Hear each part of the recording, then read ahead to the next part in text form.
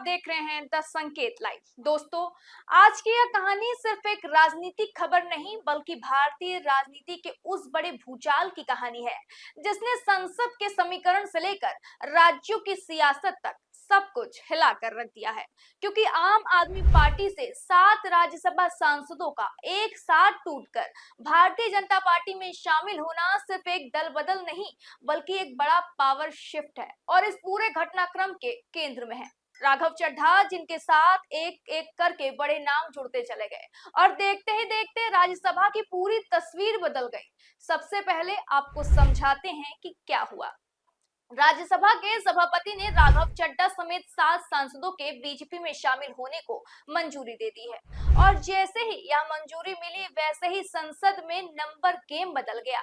BJP की ताकत 106 से बढ़कर अब 113 हो गई है, जबकि आम आदमी पार्टी 10 से घटकर सिर्फ 3 सांसदों पर सिमट गई। यानी जो पार्टी कुछ समय पहले तक राष्ट्रीय राजनीति में तेजी से उभरती ताकत मानी जा रही थी, वह अचानक संसद में कमजोर पड़ती नजर आई। अब यह सबसे बड़ा सवाल उठता है कि क्या यह सिर्फ 7 लोगों का फैसला था या फिर इसके पीछे कोई बड़ी राजनीति काम कर रही थी।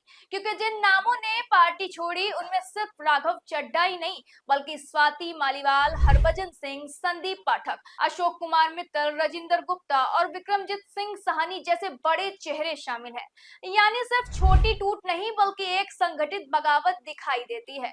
अब बीजेपी की तरफ से देखें तो पार्टी ने इन सभी नेताओं का स्वागत खुले दिल से किया और बीजेपी अध्यक्ष नितिन नवीन ने खुद मिठाई खिलाकर इनका स्वागत किया। यानी यह साफ संकेत था कि बीजेपी इसे एक बड़ी राजनीतिक जीत के तौर पर देख रही है, क्योंकि राज्यसभा में संख्या बढ़ने का मतलब सिर्फ सीटों का बढ़ना नहीं होता बल्कि कानून पास कराने की ताकत बढ़ना भी होता है।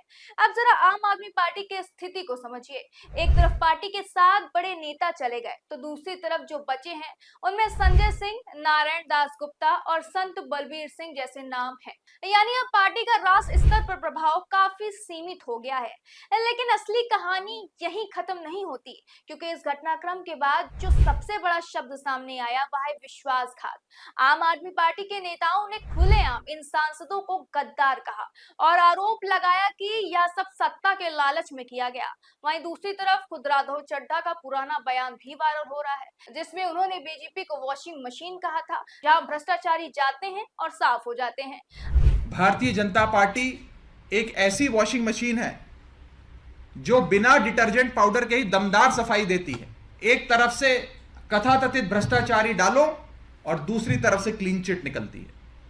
ये बीजेपी आज एक वॉशिंग मशीन बन गई है। अब यही बयान आज उनके खिलाफ इस्तेमाल किया जा रहा है और यही राजनीति की सबसे बड़ी विडंबना भी है, जहां कल के आरोप आज के हथियार बन जाते हैं। अब इस पूरे मामले में पंजाब की राजनीति का एंगल भी बेहद अहम हो जाता है, क्योंकि जिन 7 सांसदों ने पार्टी छोड़ी उनमें से ज्यादातर पंजाब से जुड़े हैं और यही वजह है कि पंजाब की राजनीति में हलचल तेज हो गई है।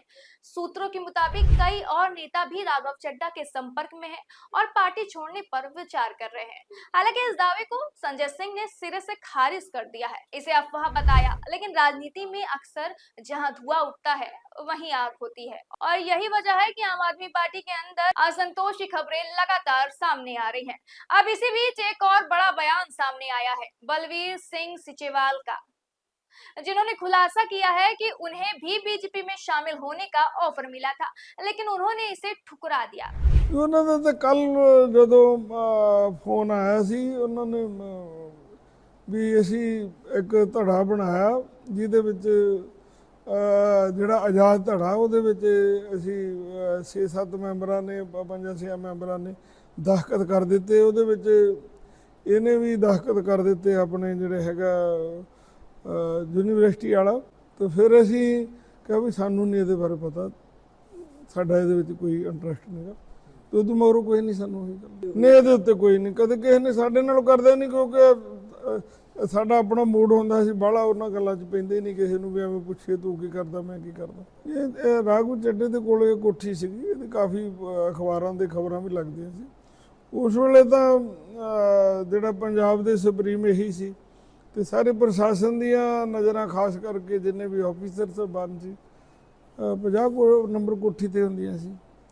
सो एडा वड्डी ਜ਼ਿੰਮੇਵਾਰੀ एडा ਵੱਡਾ ਤਾਕਤ ਦਿੱਤੀ ਹੈ।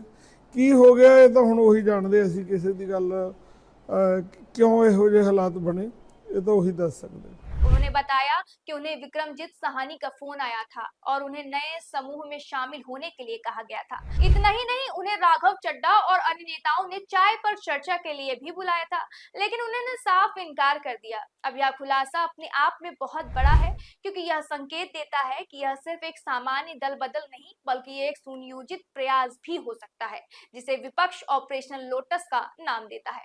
हालांकि सचिवाल ने इस शब्द का इस्तेमाल करने से बचते हुए कहा कि हर पार्टी अपनी रणनीति बनाती है और उन्होंने खुद किसी दबाव का सामना नहीं किया। अब जरा इस पूरे घटनाक्रम के राजनीतिक मायनों को समझते हैं। एक तरफ बीजेपी अपनी ताकत बढ़ा रही है, दूसरी तरफ विपक्ष पार्टियों को कमजोर कर रहा है, और यही वह समीकरण है जो आने वाले चुनावों को प्रभावित कर सकता है, क्योंकि संसद में संख्या का खेल ही सरकार की ताकत तय करता है। और अगर बीजेपी लगातार इस तरह अपनी संख्या बढ़ाती रही तो उसके लिए बड़े फैसले लेना आसान हो जाएगा। अब सवाल यह भी उठता है कि क्या यह लोकतंत्र की मजबूती है या फिर विपक्ष की कमजोरी, क्योंकि लोकतंत्र में मजबूत विपक्ष का होना उतना ही जरूरी है जितना मजबूत सरकार का होना, और अगर विपक्ष लगातार टूटता गया तो उसका असर पूरे सिस्टम पर पड़ेगा।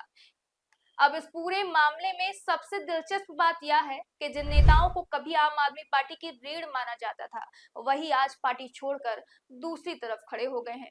और यही राजनीति का सबसे बड़ा सच भी है।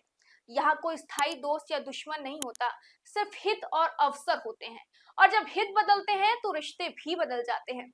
अब अंत में सबसे बड़ा सवाल आपसे है, क्या यह 7 सांसदों का फैसला सिर्फ व्यक्तिगत था या फिर इसके पीछे कोई बड़ी राजनीतिक रणनीति काम कर रही है?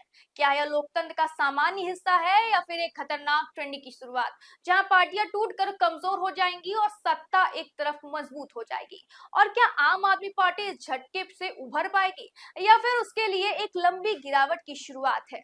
कमेंट बॉक्स में हमें जरूर बताएं।